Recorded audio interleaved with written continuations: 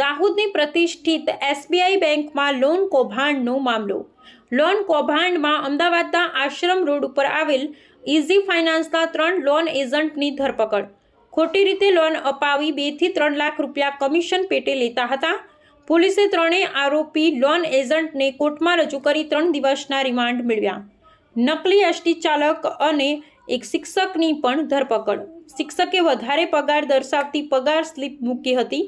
ખાનગી બસના કંડક્ટરે એસટી વિભાગની સેલેરી સ્લીપ મૂકી હતી। લોન કૌભાંડમાં સડવાયેલા બેંક મેનેજર ગુરમીતસિંહનું કમિશન એજન્ટો દ્વારા જબલપુર તેનાભાઈ સુમિતસિંહ એકાઉન્ટમાં ટ્રાન્સફર કરાયું હતું। અરજદારની લોન મંજૂર થયા બાદ 2 થી 3 લાખ રૂપિયા કમિશન લેવામાં આવતું હતું। વધુ સમાચાર જોવા માટે અમારી ચેનલ CZ24 ઇન્ડિયા ન્યૂઝને લાઇક કરો, શેર કરો, સબસ્ક્રાઇબ કરો।